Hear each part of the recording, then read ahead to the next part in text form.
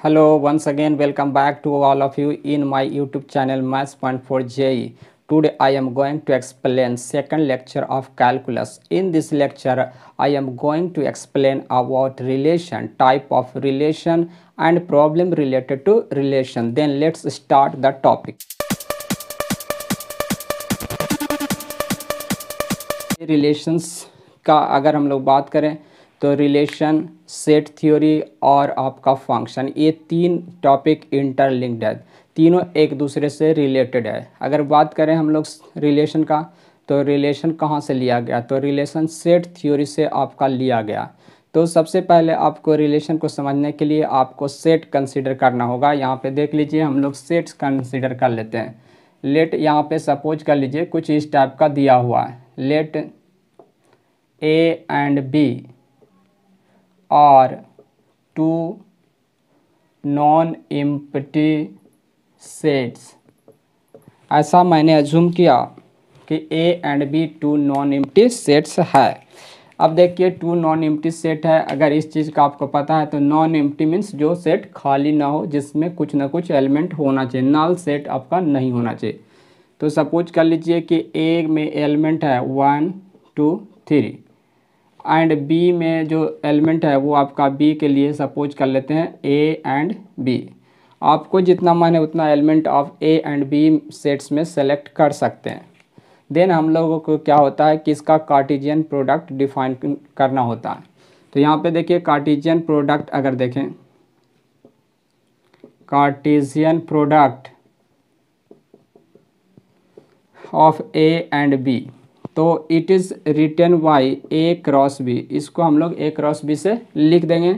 और ये एक तरह का ऑर्डर्ड पेयर बनाना होता है, यानी कि सेट ए के एलिमेंट को सेट बी के एलिमेंट के साथ ऑर्डर्ड पेयर बनाना होता है। कुछ इस टाइप से देखिए, 1 को ए के साथ ऑर्डर्ड पेयर बनाएंगे, 1 ए। फिर 1 को बी के साथ पेयर बना सकते हैं आप, तो 1 को बी के साथ पेयर बना लिया। फिर 2 को ए के साथ बना सकते हो आप लोग, और 2 को बी के साथ ऑर्डर्ड पेयर बना सकते हो। फिर इसी टाइप से आप 3 को ए के साथ एंड 3 को बी के साथ ऑर्डर्ड पेयर बना सकते हो। तो इस टाइप से आप ऑर्डर्ड पेयर बना लेते हैं दो सेट्स का। अब देखिए, ऑर्डर्ड पेयर बनाने का मीनिंग को समझिए किस तरह से। अगर इसको हम लोग देखें वेन डायग्राम से, वेन डायग्राम के थ्रू अगर इसको समझें, तो वेन डायग्राम में आप इस तरह से दो क्लोज फिगर बनाते हैं। फर्स्ट फिगर फॉर सेट ए और सेकंड फिगर सेट बी के लिए। इसमें आप 1 2 3 एलिमेंट, ए के एलिमेंट्स को यहाँ पे प्लेस करते हैं और बी के एलिमेंट को यहाँ पे आप प्लेस कर देते हो। अब क्या करते हो, सेट ए के एलिमेंट को सेट बी के एलिमेंट के साथ मैप कराते हो, मीन्स मिलाते हो। 1 को ए के साथ, इसी टाइप से 1 को बी के साथ, 2 को ए के साथ, इसी टाइप से 2 को बी के साथ, 3 को ए के साथ और 3 को बी के साथ। इस टाइप से हम लोग क्या करते हैं, दो सेट्स के एलिमेंट को हम लोग मैप कराते हैं। तो मैप कराने से क्या होता है कि यहाँ पे एक रिलेशन बनता है, यानी एक सेट ए के एलिमेंट को सेट बी के एलिमेंट के साथ आप ऐड करते हैं, जोड़ते हैं, कुछ रिलेशन बनाते हैं, समथिंग रूल्स भी फॉलो कर सकते हैं। तो यहाँ पे इस तरह से इसको हम लोग लिख देते हैं। अब यहाँ पे हम लोग ये जो मैपिंग प्रोसेस हो रहा है, जिसमें ए को बी से हम लोग क्या कर रहे हैं, पेयर बना रहे हैं, उसको हम लोग ऑर्डर्ड पेयर के थ्रू इस टाइप से दिखा सकते हैं। तो इसको हम लोग बोल देते हैं Cartesian product of two sets A and B. तो ठीक है, यहाँ पे आप लोगों को कार्टेशियन प्रोडक्ट क्लियर हो गया। अब कार्टेशियन प्रोडक्ट क्लियर होने के बाद हम लोग क्या करते हैं, इसमें रिलेशन डिफाइन करते हैं। हम लोगों का यहाँ पे इम्पोर्टेंट पॉइंट है कि रिलेशन समझना है कि रिलेशन क्या होता है। तो कहता है each and every subset of this Cartesian product A cross B is called a relation. Cartesian product का जितने भी सबसेट्स होंगे उसको हम लोग रिलेशन बोलेंगे। आप लोग में से सभी लोगों को सबसेट मालूम होगा, अगर सबसेट नहीं मालूम है तो उसको भी आप समझ सकते हैं। जैसे सपोज कीजिए कि सेट ए है और इसका अगर आपसे सबसेट मांगता है तो आप किस तरह से लिखेंगे, सबसेट्स ऑफ ए। का मीनिंग होता है कि इसी के सेट के एलिमेंट, सेट ए के एलिमेंट से ही आपको अनदर सेट बनाना है। तो आप यहाँ पे इसमें से एक भी एलिमेंट नहीं सेलेक्ट कीजिएगा तो फाई नल सेट बनेगा जो कि इस सेट का सबसेट है। उसी तरह से अगर 1 सेलेक्ट करते हैं तो एक सबसेट बनता है, 2 सेलेक्ट करने पे एक अनदर सबसेट बनता है, 3 सेलेक्ट करने पे एक अनदर सबसेट, 1 2 सेलेक्ट करेगा तो एक न्यू सबसेट। फिर उसी तरह से आप अगर 2 के साथ 3 को सेलेक्ट करते हैं तो एक न्यू सबसेट, और अगर 1 के साथ 3 को सेलेक्ट करते हैं तो एक न्यू सबसेट। और अगर आप 1 2 3 सभी को एक साथ में सेलेक्ट करते हैं तो 1 2 3 भी यहाँ पे एक न्यू सबसेट बन जाता है। तो इस तरह से आप लोगों को सबसेट का नॉलेज हो गया। सबसेट तो ए देखिए, सेट ए का कितना टोटल सबसेट यहाँ पे आपको बना। तो सेट ए का टोटल अगर सबसेट का बात करें तो 1 2 3 4 5 6 7 8, तो टोटल 8 सबसेट होता है सेट ए का। यहाँ पे देखिए नंबर ऑफ सबसेट निकालने के लिए इस फार्मूला का यूज़ कर सकते हैं, 2 पे पावर n वाला फार्मूला भी हम लोग यूज़ कर सकते हैं, यानी कि 8 सबसेट होगा। तो इस तरीके से अगर किसी सेट का हम लोगों को सबसेट निकालना होता है, नंबर ऑफ सबसेट, तो उसके लिए आप ये formula 2 to the power n, where n is the number of element in a particular set. जिस सेट का आपको सब नंबर ऑफ सबसेट निकालना, उस सेट में नंबर ऑफ एलिमेंट n को डिनोट करेगा। जैसे यहाँ पे इसमें टोटल कितना एलिमेंट्स है, 3 एलिमेंट्स हैं, तो 3 एलिमेंट है तो आप n का वैल्यू 3 रख के नंबर ऑफ सबसेट फाइंड कर सकते हैं। उसी तरह सेट b का टोटल कितना सबसेट होगा, तो 2 to the power 2 यानी 4 सबसेट होगा। अब हम लोग बात करते हैं क्रॉस प्रोडक्ट का। तो क्रॉस प्रोडक्ट का मीनिंग आप समझ गए। अब देखिए यहाँ पे हम लोगों ने क्रॉस प्रोडक्ट लिखा, इसमें टोटल एलिमेंट कितना है, 1 2 3 4 5 6। तो इस तरह से इसका टोटल नंबर ऑफ सबसेट कितना होगा, total number of subsets equal to हो जाएगा 2 to the power 6, यानी आपका पास यहाँ पे total 64 subset A cross B का मिल गया। ए क्रॉस बी का टोटल नंबर ऑफ सबसेट मिला, 64 सबसेट मिल चुका हम लोगों को। अब देखिए जब ए क्रॉस बी का टोटल नंबर ऑफ सबसेट मिल गया 64, अब हम लोगों को समझना है यहाँ पे कि रिलेशन क्या होता है। तो रिलेशन यहाँ पे जो समझना है उसको इसी से डिफाइन किया जाता है, कहता है relation is the subset of A cross B. Relation is a subset of A cross B. तो each and every subset of A cross B is called a relation. A cross B का जितना भी subset होगा वो सभी एक एक relations को बतलाएगा। अगर बात करें कि टोटल कितना रिलेशन यहाँ पे होगा, तो टोटल रिलेशन आप 64 फ्रेम कर सकते हैं, यानी टोटल नंबर ऑफ रिलेशंस 64 बनाया जा सकता है। तो इस तरीके से हम लोग रिलेशन को डिफाइन कर लेते हैं।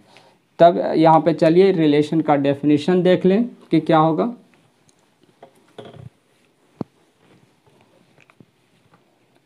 तो definition of relation,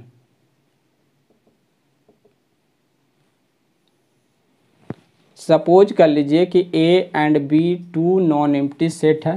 if A and B are 2 non-empty sets, then each and every subset of A cross B is called a relation। Called a relation, यानी रिलेशन को आप इस तरीके से लिख सकते हैं, relation is subset of A cross B. आप यहाँ पे इम्प्रॉपर या प्रॉपर सबसेट सेलेक्ट कर सकते हैं। Each and every subset of A cross B is called a relation. इसको आप इस तरह से भी लिखते हैं कि A is related to B, और इसको आप इस तरीके से भी लिख लेते हैं, R is a relation which define from A to B. आप इस टाइप से भी रिलेशन को डिनोट कर लेते हैं। ए से बी में अगर रिलेशन डिफाइन किया गया तो आर एक रिलेशन है, R is a relation such that A maps to B. R is a relation from A to B भी आप इसको प्रोनाउंसिएशन कर सकते हो, इस टाइप से इसको यहाँ पे दिखा सकते हैं। देखिए यहाँ पे आपने ए को लिया और यहाँ पे आप लोग बी को सेलेक्ट किए, अब दोनों को यहाँ पे हम लोग मैप कराएंगे।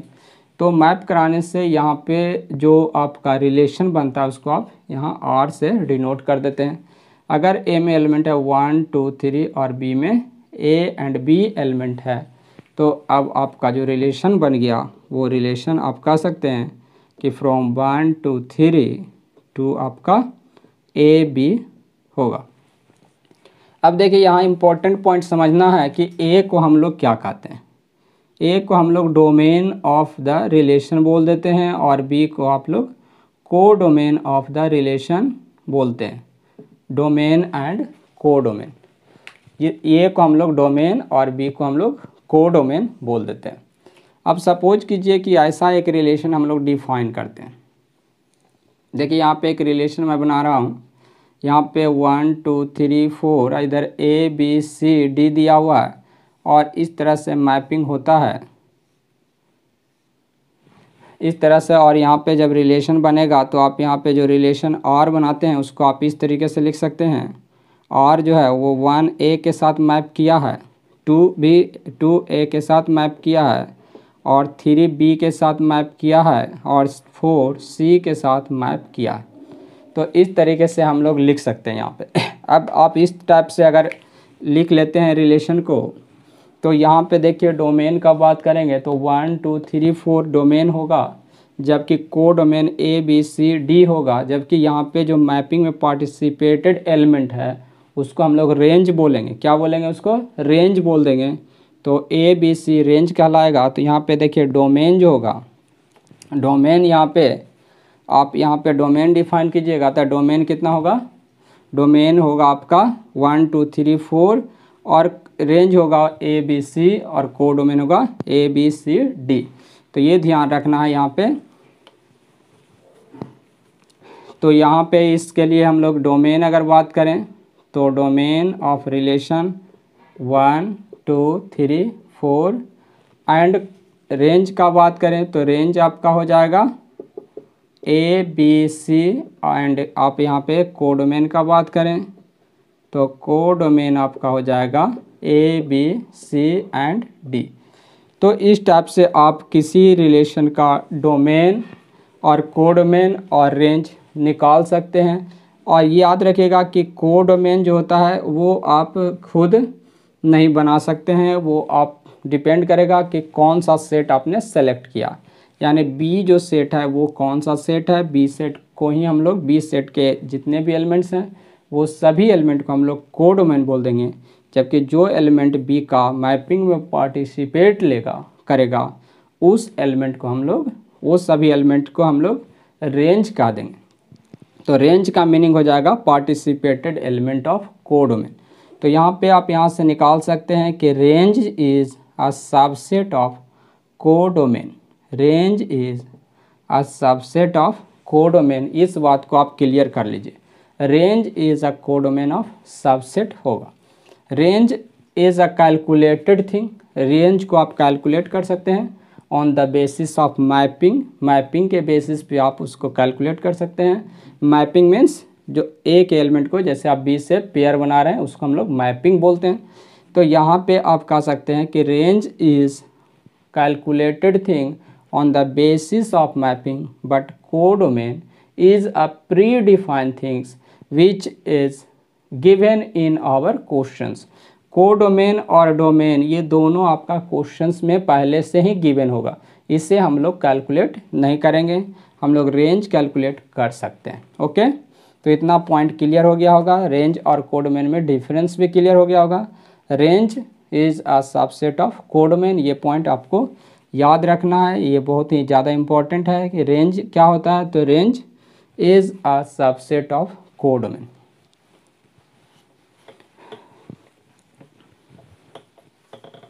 अगर ग्राफिकली समझे तो किस तरह से ग्राफिकली आप रिलेशन को समझ सकते हैं। ग्राफिकली ग्राफिकली अगर आप रिलेशन को समझें तो इस तरह से समझिए, यहाँ पे ए आपका गिवन था 1 2 3 एंड बी आपका गिवन था ए बी, और यहाँ पे आपने रिलेशन बनाया था ए टू बी। तो ए को अगर आप एक्स एक्सिस के लॉन्ग प्लॉट करें, यानी डोमेन को किधर एक्स एक्सिस के लॉन्ग प्लॉट करें, ए को आप एक्स एक्सिस के लॉन्ग और बी को अगर आप लोग वाई एक्सिस के लॉन्ग आप प्लॉट करें तो आपका क्या ग्राफ मिलेगा। देखिए कुछ इस टाइप का आपको फिगर मिल जाएगा। यहाँ पे 0, यहाँ डोमेन को हम लोग यानी ए को एक्स एक्सिस पे और को डोमेन को इधर वाई एक्सिस पे रखा। यहाँ पे आपका 1 2 3 और इधर आपका ए एंड बी मिल गया। इस तरीके से आपको मिला। अब क्या कीजिए, यहाँ पे 1 को ए के साथ मैप कराया गया था। किस तरह का हम लोगों ने सेट रिलेशन बनाया था, कुछ इस टाइप का रिलेशन यहाँ पे हम लोगों ने डेवलप किया था। यहाँ 1 2 3 और यहाँ ए बी, और इस तरह का आपने ए टू बी में रिलेशन बनाया था। रिलेशन बनाया था ए टू बी में, 1 को ए के साथ मैप कराया था, 1 को बी के साथ, फिर 2 को ए के साथ, 2 को बी के साथ, 3 को ए के साथ, 3 को बी के साथ। तो यहाँ पे देखिए 1 पे जो पेयर मिल रहा है वो ए मिल रहा है, यानी 1 कॉमा ए। फिर 1 पे आपको बी भी मिल रहा है, तो जस्ट इसके एबव 1 कॉमा बी। 2 पे आपको ए मिल रहा है, 2 कॉमा ए। 2 के जस्ट इसके ऊपर यहाँ पे 2 कॉमा बी, यहाँ पे 3 ए और 3 बी। तो इस तरीके से आप लोगों को देखिए ग्राफ किस तरह का मिल रहा है, यानी सेम डोमेन के लिए आपका 2 को डोमेन में वैल्यू मिल रहा है। यानी 1 के लिए आप देख रहे हैं ए भी मिल रहा है और बी भी मिल रहा है। यानी ग्राफ के थ्रू अगर देखें, यानी एक वर्टिकल लाइन अगर ड्रॉ करके आप अगर चेक करें तो वर्टिकल लाइन यहाँ पे मोर देन 1 पॉइंट पे ग्राफ को कट कर सकता है। तो यही रिलेशंस को पहचानने का तरीका भी हो सकता है कि रिलेशन में क्या होता है कि जब एक वर्टिकल लाइन आप ड्रॉ करते हैं तो ग्राफ को 1 या मोर देन 1 पॉइंट पे कट कर सकता है। तो रिलेशन के लिए हम लोग कह सकते हैं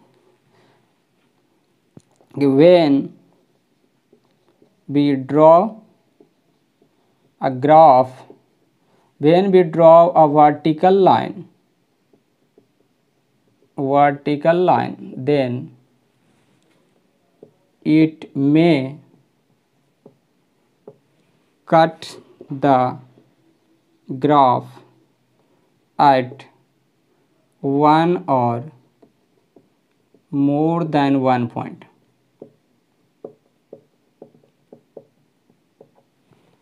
जबकि ऐसा देखिएगा, ऐसा आगे हम लोग देखेंगे फंक्शन में ऐसा नहीं होता है। फंक्शन में ओनली 1 पॉइंट पे ही कट करेगा। जब आप वर्टिकल लाइन इस तरह से ड्रॉप कीजिएगा ना फंक्शन में, तो आपको केवल 1 पॉइंट पे कट करेगा। तो फंक्शन रिलेशन का ही एक स्पेशल पार्ट होता है, एक स्पेशल टाइप का रिलेशन, जिसमें अगर वर्टिकल लाइन सिंगल पॉइंट पे कट करता है तो उसे हम लोग फंक्शन नाम देते हैं, अदरवाइज वो रिलेशन के अंदर में आ जाता है। तो अभी तो हम लोग रिलेशन देख रहे हैं, और रिलेशन में देख रहे हैं कि हम लोग वर्टिकल लाइन जब ड्रॉ करेंगे, vertical line means Y axis के पैरेलल, यानी को डोमेन एक्सिस के पैरेलल जब आप यहाँ पे ग्राफ प्लॉट कीजिएगा तो आपको क्या मिलेगा, आपको मिलेगा कि ग्राफ को 1 या 1 से ज़्यादा पॉइंट पे कट करेगा। तो आप वाई के लॉन्ग को डोमेन को रखे हैं और एक्स एक्सिस के लॉन्ग आपने डोमेन को प्लेस किया है। ठीक है, इतना पॉइंट तो क्लियर हो गया होगा कि रिलेशन क्या है। तो relation is a subset of A cross B. Each and every subset of A cross B is called a relation. तो इस टाइप से हम लोग रिलेशंस डिफाइन किए, और हमने देखा कि ए क्रॉस बी में टोटल 64 रिलेशन हुआ था। तो नंबर ऑफ रिलेशंस भी निकाला जा सकता है। देखिए हम लोग नंबर ऑफ रिलेशन का मीनिंग होगा number of subset of A cross B. तो सपोज कर लीजिए,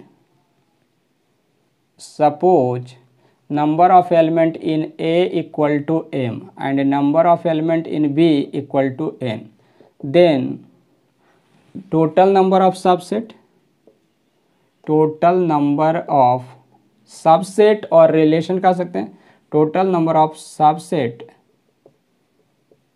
of A cross B is equal to total number of relation from A to B is equal to 2 to the power m is to n हो जाएगा, क्योंकि यहाँ पे total number of element कितना होगा m क्रॉस n, और total number of element अगर m cross n होगा तो टोटल नंबर ऑफ सबसेट हो जाएगा 2 to the power m into n।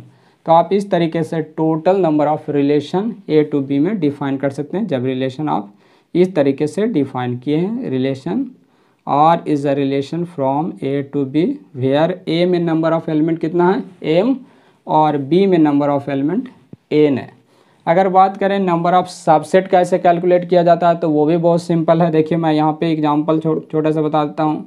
1 2 3 अगर इसका टोटल नंबर ऑफ सबसेट्स आप कैलकुलेट करना चाहते हैं तो सबसेट निकालने का मीनिंग होता है कि आप इसके एलिमेंट को सेलेक्ट करके आपको अनदर सेट बनाना है।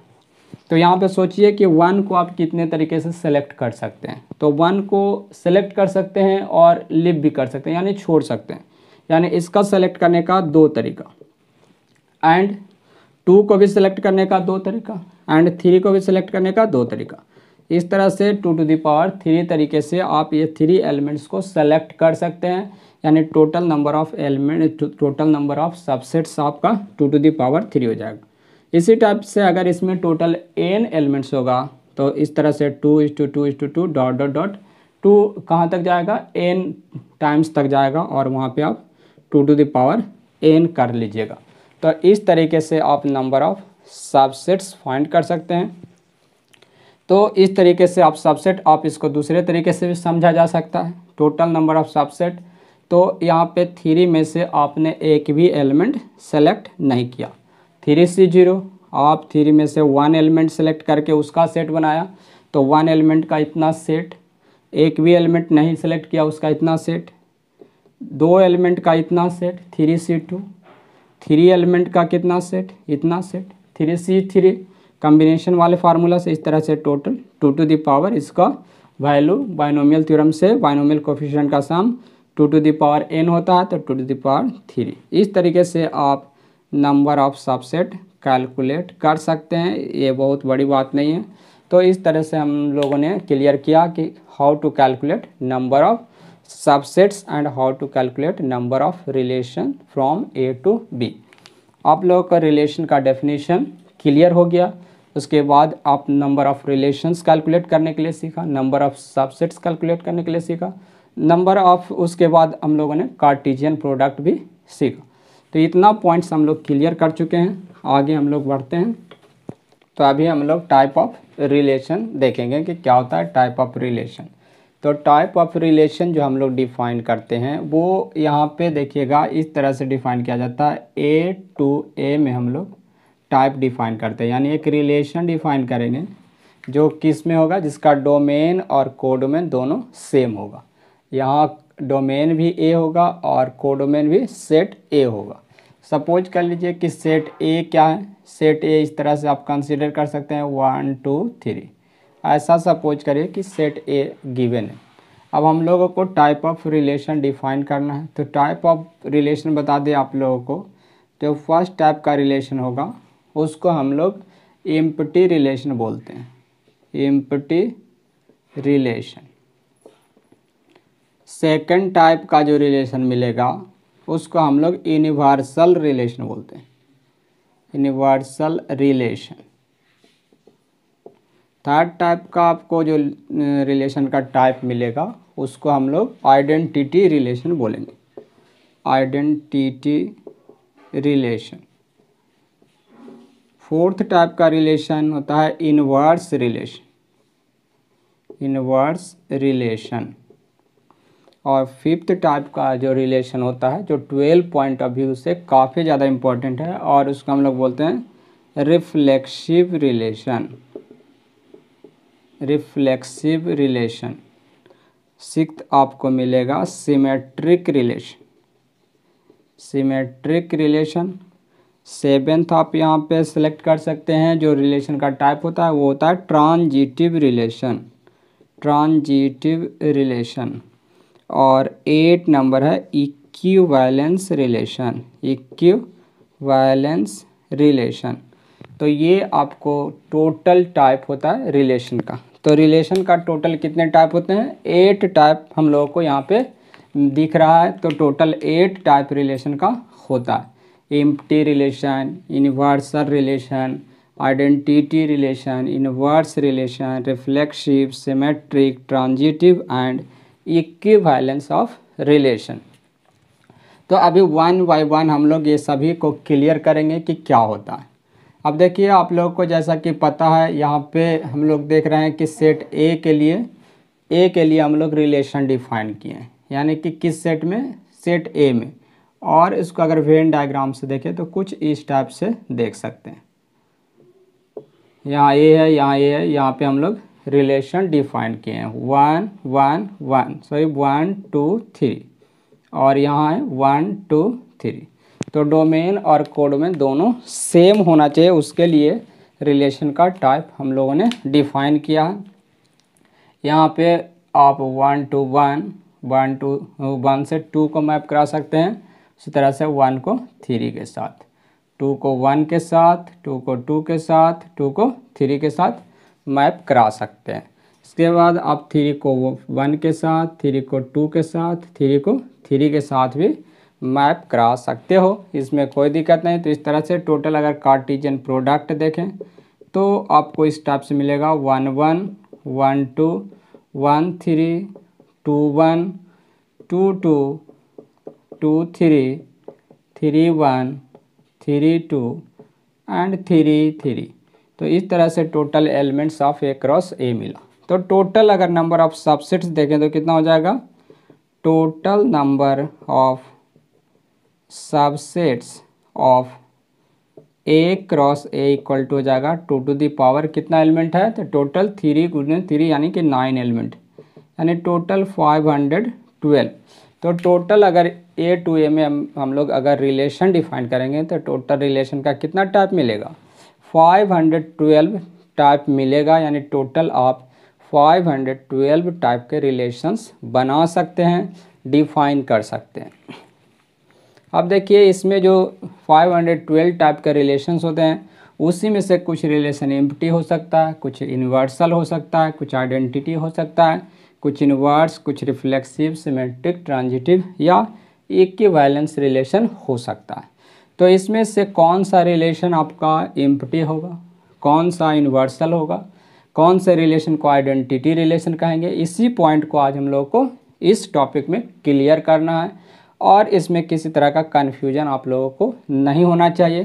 तो इसके लिए आगे हम लोग 1 by 1 देखते हैं। फर्स्ट देखेंगे एम्प्टी रिलेशन। तो यहाँ पे देखिए अगर एम्प्टी रिलेशन का बात करें तो एम्प्टी रिलेशन में क्या होता है, यहाँ पे आप रिलेशन जानते हैं कि relation is the subset of A cross ए होता है। ए क्रॉस ए के जितने भी सबसेट होंगे उसको हम लोग रिलेशन बोल देते हैं।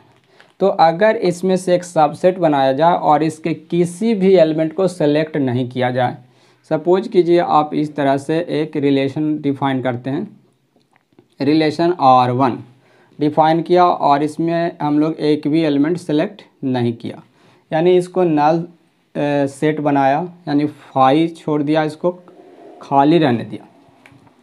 तो ऐसे रिलेशन को हम लोग क्या कह देंगे? एम्प्टी रिलेशन बोल देंगे। ये रिलेशन क्या कहलाएगा? Empty relation. तो कह सकते हैं आप कि एम्प्टी रिलेशन R जो होगा वो होगा R इज इक्वल टू आप 5 कह सकते हैं। 5 is the subset of A cross ए आपका हो जाएगा। तो अगर आप 5 लिखते हैं तो वो एम्प्टी रिलेशन कहलाएगा। तो आई होप कि एम्प्टी रिलेशन आप लोग को क्लियर हो गया। अब हम लोग नेक्स्ट रिलेशन की तरफ मूव करते हैं। तो जो सेकंड रिलेशन था वो था universal relation. Universal relation means क्या होगा कि अगर ये सभी एलिमेंट्स को सेलेक्ट करके अगर आप एक रिलेशन बनाते हैं, यानी एक सबसेट बनाते हैं जो ये सभी जिसमें ये सारा एलिमेंट इन्वॉल्व होगा, तो वैसे रिलेशन को हम लोग यूनिवर्सल रिलेशन बोलेंगे। यानी यूनिवर्सल रिलेशन, और अगर यूनिवर्सल रिलेशन है तो आर इक्वल टू आप लिखिएगा ए क्रॉस ए, यानी टोटल, यानी आर जो होगा इन्वर्सल रिलेशन होगा वो खुद ए क्रॉस ए होगा, यानी 1 1 1 2 1 3, इस तरह 2 1 2 2 2 3 3 1 3 2 3 3 होगा। तो इस तरह से आप इस टोटल को यानी ए क्रॉस ए को हम लोग इन्वर्सल रिलेशन बोलेंगे। तो ये 2 पॉइंट आप लोगों का क्लियर हो गया। अब हम लोग थर्ड रिलेशन की तरफ मूव करते हैं। थर्ड टाइप का जो रिलेशन था उसका नाम था आइडेंटिटी रिलेशन। Identity relation.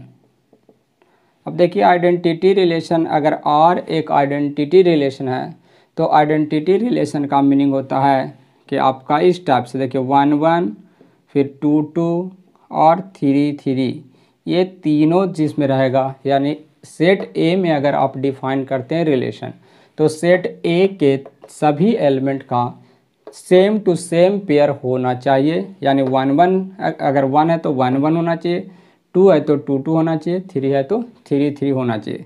आप इस तरह से लिख सकते हैं कि A belongs to relation for all A belongs to relation. तो रिलेशन के ए के सभी वैल्यू के लिए, for all A belongs to A के सभी वैल्यू के लिए इस टाइप का आपको होना चाहिए और इसके अलावा कुछ और नहीं होना चाहिए, तो उसको हम लोग आइडेंटिटी रिलेशन बोलेंगे। अब देखिए फोर्थ टाइप का जो रिलेशन होगा वो है आपका इनवर्स रिलेशन। इनवर्स रिलेशन काफ़ी सिंपल है आपके लिए। इनवर्स रिलेशन देखिए क्या है, अगर कहता है कि आर एक रिलेशन है जो आपको इस तरह से डिफाइन किया गया है, इस तरह से R is a relation A B, then its inverse is defined as B A, तो इस टाइप के रिलेशन को हम लोग इनवर्स बोलेंगे। अगर किसी रिलेशन में एलिमेंट ए बी है तो उसके इनवर्स में क्या होगा, बी ए होगा। सपोज कीजिए एग्जांपल इस टाइप का आपको मैं यहाँ पे बता देता हूँ। एक रिलेशन R1 है जो इस तरह से है, 1 2 है, यहाँ पे 2 3 है और यहाँ पे मान लीजिए 1 3 है। ये एक रिलेशन है R1। तो इसका इन्वर्स क्या होगा, R1 का इन्वर्स। तो R1 का इन्वर्स होगा आपका, इसको आपको एलिमेंट को इंटरचेंज कर देना, यानी 2 1, यहाँ 3 2 और यहाँ पे 3 1। ये आपका हो गया इन्वर्स रिलेशन। R1 का इन्वर्स हो गया R1 इन्वर्स। और इन्वर्स रिलेशन को आप किस तरह से लिखते हैं, R के इन्वर्स को R टू द पावर -1, यानी R इन्वर्स इसको पढ़ेंगे और इस तरह से R के इन्वर्स को आप लिखिएगा। अभी हम लोग बात करेंगे रिफ्लेक्सिव रिलेशन का क्या होता है।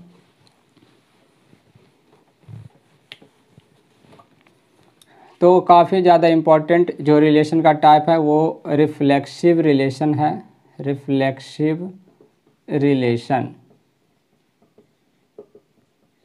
तो रिफ्लेक्सिव रिलेशन क्या है, इसको अगर समझना चाहते हैं तो देखिए रिफ्लेक्सिव रिलेशन जो होगा वो कहता है a relation R on the set A is said to be reflexive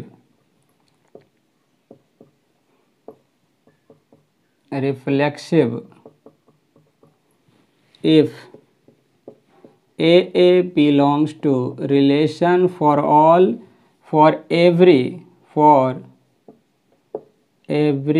A belongs to A।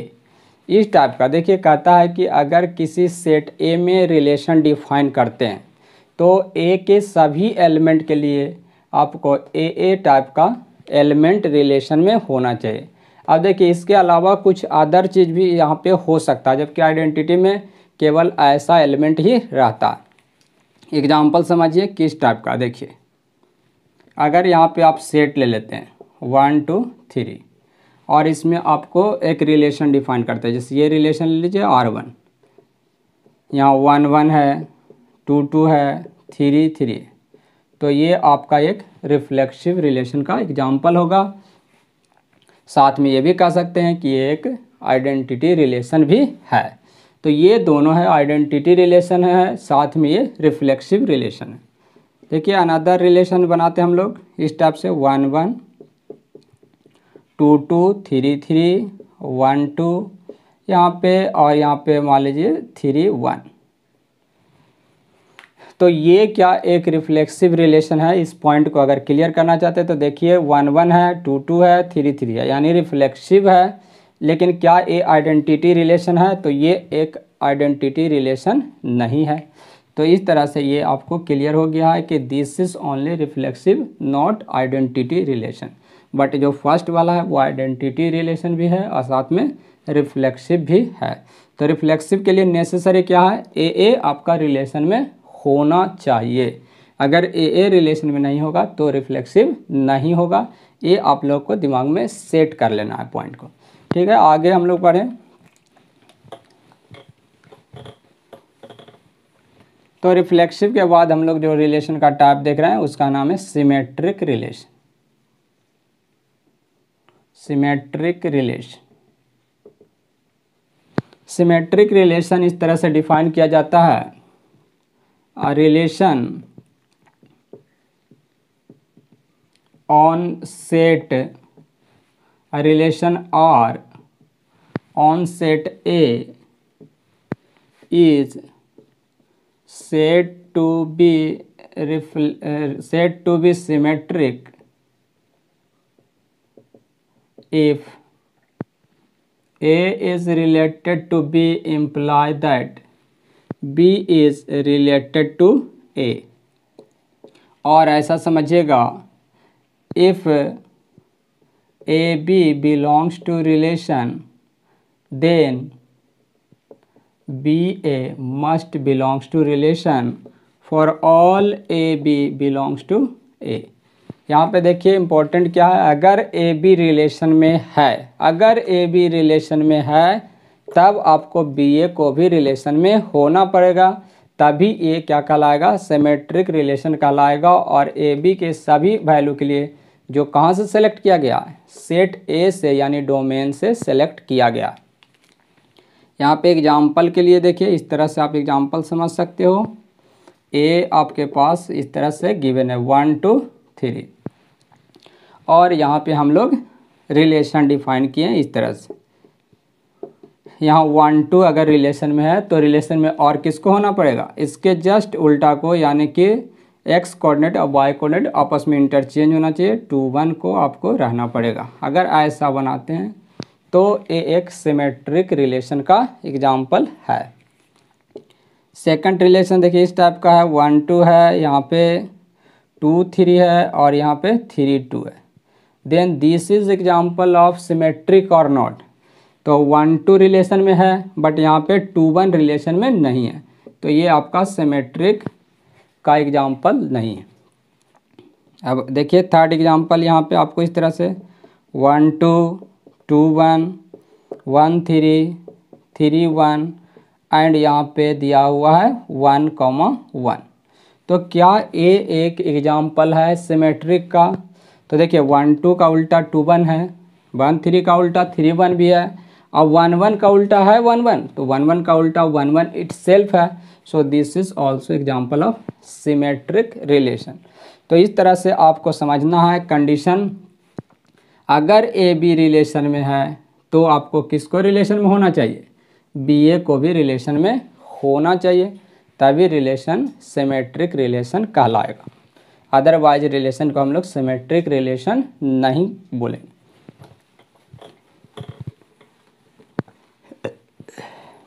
Next जो टाइप आपको दिख रहा है यहाँ पे वो है आपका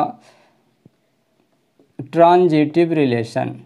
ट्रांजिटिव रिलेशन क्या होता है? ट्रांजिटिव रिलेशन तो देखिए इस तरह से, a relation R on set A is said to be transitive if A is related to B and B is related to C imply करता है A is related to C for all A B C belongs to A. तो ये इसका definition देखिए, अगर A B relation में है, B C relation में है, तो ए सी को भी रिलेशन में होना चाहिए, तभी वो ट्रांजिटिव रिलेशन कहलाएगा। इस तरह से, और इसको दूसरे तरीके से समझ सकते हैं कि if A comma B belongs to relation and B comma C belongs to relation, then देखिए इस तरह से, ये बी और बी यहाँ कॉमन है, तो कॉमन पार्ट को यहाँ से हटा करके ए कॉमा सी रिलेशन में होना चाहिए। क्या होना चाहिए? ए कॉमा सी रिलेशन में होना चाहिए, तब आप उसको ट्रांजिटिव रिलेशन बोल देते हैं। यहाँ गौर से देखिए, ध्यान दीजिए, ए बी है और यहाँ बी सी है, यहाँ बी और यहाँ बी, दोनों जगह बी अगर है तो बी को एलिमिनेट करके यहाँ ए और सी का पेयर बनाएंगे, वो रिलेशन में होना चाहिए। अगर ये दोनों है तब उसको होना चाहिए, ये दोनों में से किसी एक के रहने से इसका होना नेसेसरी नहीं है। तो ये पॉइंट क्लियर होना चाहिए कि अगर ये दोनों है तब इसको रहना चाहिए, तभी वो ट्रांजिटिव होगा, अदरवाइज रिलेशन ट्रांजिटिव नहीं होगा। और इसी पे काफ़ी ज़्यादा क्वेश्चंस आपको 12th बोर्ड के एग्ज़ाम में मिल जाते हैं। अब देखिए यहाँ पे इस तरह से एग्जाम्पल के थ्रू समझिए। यहाँ पे ए एक सेट ले लिया गया 1 2 3। इसके बाद हम लोग इसमें रिलेशन डिफाइन किए हैं, इस तरह का है, देखिए 1 1 2 2 3 3। तो ये क्या एक ट्रांजिटिव रिलेशन का एग्जाम्पल है? तो 1 1 है और इसका दूसरा पेयर नहीं है, इसलिए हम लोग को चेक करने की ज़रूरत नहीं है। यहाँ 2 2 है, इसका भी पेयर नहीं है, तो इसको भी चेक करने की ज़रूरत नहीं है। 3 3 है, इसका पेयर नहीं है, इसलिए इसको भी चेक करने की ज़रूरत नहीं है। तो इस तरह से ये ट्रांजिटिव रिलेशन है। अब देखिए एक सेकंड रिलेशन R2 डिफाइन करते हैं, 1 2, और यहाँ पे 2 3 है, और यहाँ पे है 1 3। तो क्या ये एक ट्रांजिटिव रिलेशन का एग्जाम्पल है? तो ट्रांजिटिव रिलेशन देखिए 1 2 है और यहाँ 2 3 है, तो ये दोनों को एलिमिनेट करने के बाद यहाँ पे देखिए 1 3 है इसमें, तो दिस इज ट्रांजिटिव। तो इसके लिए आपने चेक किया, फिर 1 बाय 1 यहाँ पे चेक करना होगा, फिर यहाँ से चेक करना है। 3 है, 3 कहीं पे आपको दिख नहीं रहा है फर्स्ट एलिमेंट, तो इसके लिए भी है, और यहाँ पे 3 है तो फिर 3 कहीं नहीं है, तो इस तरह से ये ट्रांजिटिव है। ट्रांजिटिव काफ़ी इंपॉर्टेंट है, और 1 बाय 1 हर एक एलिमेंट के लिए आपको चेक करना होता है। देखिए और भी एग्जांपल मैं बताता हूँ। यहाँ पे थर्ड रिलेशन बनाया इस तरह से, देखिए 1 2, यहाँ पे 2 3, और यहाँ पे आपके पास 1 3, और यहाँ पे आपके पास है 2 1। तो ये एक ट्रांजिटिव रिलेशन है या नहीं, ये चेक करके आपको बताना। तो 1 बाय 1 चेक कीजिएगा, काफ़ी इंपॉर्टेंट है, इस पर ध्यान दीजिए। यहाँ पे फर्स्ट एलिमेंट के लिए चेक करिए, तो यहाँ 2 है, यहाँ भी 2 है, दोनों को एलिमिनेट करके 1 3 का सेट होना चाहिए, 1 3 का एलिमेंट होना चाहिए, ऑर्डर्ड पेयर होना चाहिए। 1 3 ऑर्डर्ड पेयर यहाँ पे दिख रहा है, यानी कि इसके लिए ये ट्रांजिटिव हो गया है। अब देखिए 2 और कहीं पे है, यहाँ पे है 2, तो 2 और 2 को एलिमिनेट करके क्या होना चाहिए? 1 1 ऑर्डर्ड पेयर इसमें होना चाहिए। तो क्या 1 1 ऑर्डर्ड पेयर इसमें है? कहीं नहीं है। सो कह सकते हैं कि ये ट्रांजिटिव नहीं है, क्योंकि ये फेल हो गया। क्या फेल हो गया? यहाँ पे 1 2 रिलेशन में है, एंड आपके पास कितना है? 1 2 1 रिलेशन में है। 1 2 belongs to relation and 2 1 belongs to relation, but यहाँ पे क्या देख रहे हैं हम लोग? 1 1 डजंट बिलोंग्स टू रिलेशन। तो ऐसा नहीं होने के कारण ये फेल हो गया है, और ये रिलेशन ट्रांजिटिव रिलेशन नहीं है। So this is not a transitive relation. तो आई होप कि आप लोग 1 बाय 1 करके चेक करिएगा, और ट्रांजिटिव अच्छे से पहचानिएगा, आप लोगों का मिस्टेक नहीं होगा।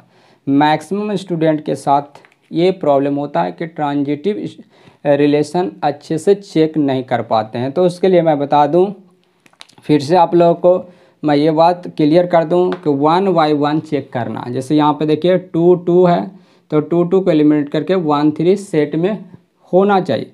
तो यहाँ पे देखिए 1 3 ऑर्डर्ड पेयर है, तो इसका मीनिंग है इसके लिए ट्रांजिटिव है। फिर आगे बढ़ते हैं, 2 देखते हैं और कहीं पे है, यहाँ पे है 2, तो 2 और 2 को एलिमिनेट करके 1 1 भी इस रिलेशन में होना चाहिए, जो कि नहीं है। इस तरह से कहीं पे भी आपको मिल जाता है ऑड, यानी कहीं पे भी फेलियर होता है तो वहाँ पे आप उसको कह देते हैं कि वो रिलेशन ट्रांजिटिव रिलेशन नहीं है। तो आगे हम लोग बढ़ते हैं और कुछ क्वेश्चंस, इस तरह का क्वेश्चंस इस पे मिलता है। क्वेश्चन देखिए काफ़ी ज़्यादा इम्पोर्टेंट क्वेश्चन है, ये बहुत ही अच्छा क्वेश्चन है। देखिए किस टाइप का है, कहता है relation is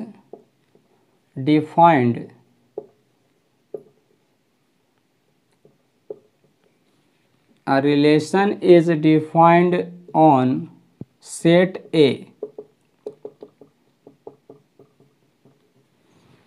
such that relation R equal to 1 1 2 2 and 1 3।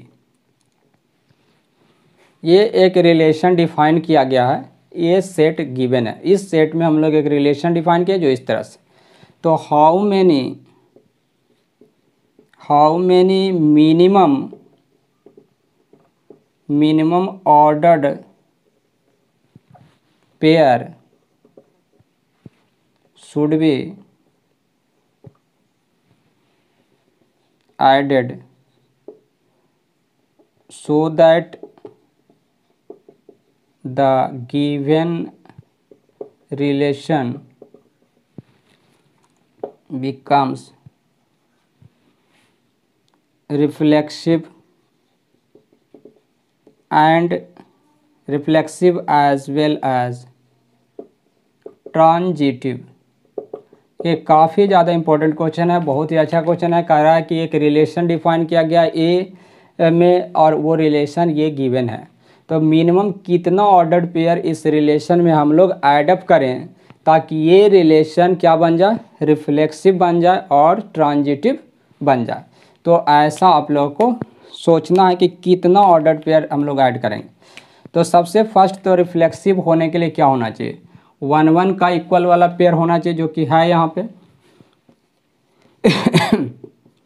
2 2 का पेयर होना चाहिए तो वो भी है, 3 3 का पेयर यहाँ पे नहीं है।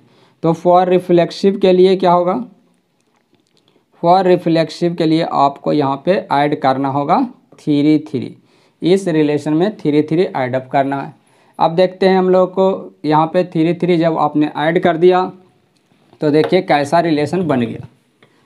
तो यहाँ पे जो रिलेशन बन गया है वो इस टाइप का रिलेशन बन गया।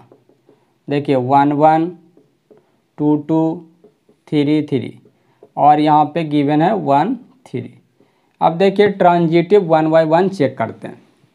तो 1 1 है, 1 कहीं पे दिख रहा है, यहाँ पे दिख रहा है, तो इसमें 1 3 होना चाहिए, तो खुद है 1 3, तो इसके लिए ट्रांजिटिव है। यहाँ से चेक करिए 2 कहीं नहीं दिख रहा है तो इसका पेयर नहीं होना चाहिए, 3 कहीं दिख रहा है नहीं दिख रहा तो इसका भी पेयर नहीं होना चाहिए। यहाँ पे 3 है और फिर 3 यहाँ पे है और इसको एलिमिनेट करके क्या होना चाहिए ट्रांजिटिव होने के लिए, तो ये दोनों को एलिमिनेट करके 1 3 होना चाहिए। तो यहाँ पे देखिए 1 3 इसमें ऑलरेडी है, यानी इसके लिए भी ट्रांजिटिव है। तो इस तरह से ये जो रिलेशन दिख रहा है वो रिलेशन ट्रांजिटिव रिलेशन है, यानी यहाँ पे केवल एक एलिमेंट 3 3 को हम लोगों ने इसमें अगर ऐड किया तो ये बन गया रिफ्लेक्सिव, साथ में ये बन गया ट्रांजिटिव। यहाँ पे देखिए सभी के लिए ट्रांजिटिव है, ट्रांजिटिव फेल नहीं हो रहा है, इसलिए बस 3 3 को ऐड करने से ये ट्रांजिटिव बन गया। यानी मिनिमम कितना एलिमेंट ऐड करना पड़ा, तो मिनिमम 1 ऑर्डर्ड पेयर इसमें ऐड करना पड़ा, जिससे ये आपका रिफ्लेक्सिव एंड ट्रांजिटिव रिलेशन बन गया है। तो इस तरह से आंसर आप लिख सकते हैं 1। आंसर कितना लिख सकते हैं 1 आंसर लिख सकते हैं। 1 ऑर्डर्ड पेयर इसमें ऐड करने से ये आपका जो रिलेशन है वो सिमेट्रिक, वो आपका reflexive as well as transitive बन जाता है। तो इस तरह से क्वेश्चंस आपको मिल सकता है। लास्ट जो टाइप है रिलेशन का उसको हम लोग बोलते हैं equivalence of relation. Equivalence relation. Equivalence of relation या इक्विवेलेंस रिलेशन काफ़ी सिंपल है। ऐसा रिलेशन जो रिफ्लेक्सिव, सिमेट्री एंड ट्रांजिटिव तीनों एक साथ में होता है तो उसको हम लोग इक्विवेलेंस रिलेशन कहते हैं। तो equivalence means a relation is said to be equivalence if it is all the three reflexive, symmetric and transitive। तो कह सकते हैं आपके इक्विवेलेंस इक्वल टू होगा reflexive plus symmetric plus transitive. ये तीनों आपका एक साथ में होल्ड करना चाहिए, तभी आप उसको क्या बोलते हैं, इक्विवेलेंस रिलेशन कहते हैं। अगर ये तीनों में से कोई एक फेल हो जाएगा तो वो इक्विवेलेंस रिलेशन नहीं होगा। तो इक्विवेलेंस रिलेशन चेक करके यहाँ पे देख सकते हैं। इस टाइप का एक रिलेशन दिया गया है। एक रिलेशन ए में डिफाइन किया गया है 1 to 3 के लिए, और रिलेशन इस टाइप का बनाया गया है 1 1 2 2 3 3 और 1 3। अब आपको ये चेक करके बताना है कि क्या ये सिमेट्रिक है, ट्रांजिटिव है और रिफ्लेक्सिव है या इक्विवेलेंस है। तो इस तरह से हम लोग चेक करना है। तो सबसे पहले देखिए रिफ्लेक्सिव चेक करना है। तो 1 1 2 2 3 3 है, तो आपका ये रिफ्लेक्सिव रिलेशन हो गया। अब देखिए सिमेट्री के लिए 1 1 है तो उसका उल्टा 1 1 खुद है, तो ये इसके लिए सिमेट्री है। 2 2 का उल्टा 2 2 इसके लिए सिमेट्री है। 3 3 का भी उल्टा 3 3, तो इस तरह से इसके लिए भी सिमेट्री है। यहाँ पे आपका 1 3 देख रहे हैं, तो 1 3 रिलेशन में है, बट यहाँ पे आप देख रहे हैं कि 3 1 रिलेशन में नहीं है। तो इस तरह से ये सिमेट्रिक नहीं है, और सिमेट्रिक नहीं है so it is not equivalence relation, यानी कि this is not equivalence relation. Equivalence relation नहीं है। अगर हम लोग बात करें रिफ्लेक्सिव का तो रिफ्लेक्सिव है। अगर बात करें ट्रांजिटिव का तो ट्रांजिटिव चेक कर सकते हैं। 1 1 यहाँ पे है तो 1 3 भी है, और 3 को एलिमिनेट करके यहाँ पे 3 1 होना चाहिए। देखिए इसको चेक करते हैं हम लोग कि ये आखिर ट्रांजिटिव है या नहीं। तो 1 के लिए देखिए 1 1 को एलिमिनेट करिए 1 3, तो 1 3 यहाँ पे दिख रहा है। फिर इसके लिए चेक करिए 2 कहीं नहीं है तो चेक करने का ज़रूरत नहीं। 3 यहाँ पे है, 3 कहीं नहीं है तो इसके लिए भी चेक करने का ज़रूरत नहीं। अब इसके लिए देखिए यहाँ 3 है और यहाँ भी 3 मिल रहा है। देखिए इस तरह का ये आपका रिलेशन में है। एंड क्या है रिलेशन में, 3 3 रिलेशन में है। तो क्या होना चाहिए, इम्प्लाई करना चाहिए कि ये दोनों को एलिमिनेट करके 1 3 रिलेशन में होना चाहिए। तो क्या 1 3 इस रिलेशन में है, तो यहाँ पे देखिए 3 3 को एलिमिनेट करके 1 3 रिलेशन में होना चाहिए, और 1 3 एक खुद 1 3 यहाँ पे है, यानी 1 3 भी रिलेशन में है, यानी ये दोनों है साथ में, ये दोनों को होने से ये भी रहना चाहिए, तो ये भी इस रिलेशन में है। So it is transitive. तो हर एक के लिए ट्रांजिटिव चेक करते हैं। पहले इसके लिए ट्रांजिटिव चेक करिएगा, फिर इसके लिए चेक कीजिएगा, फिर इसके लिए चेक कीजिएगा, फिर नेक्स्ट इसके लिए भी चेक करिएगा। अगर सभी के लिए आपका इस कंडीशन को सेटिस्फाई करता है, यानी ट्रांजिटिव वाले कंडीशन को सेटिस्फाई करता है, तभी वो ट्रांजिटिव रिलेशन होगा, अदरवाइज ट्रांजिटिव रिलेशन नहीं होगा। आई होप कि आप लोगों को टाइप ऑफ रिलेशन समझ में आया होगा। अब इसका प्रॉब्लम हम लोग नेक्स्ट लेक्चर में करेंगे। आज के लिए इतना ही। Good night, bye bye to all of you.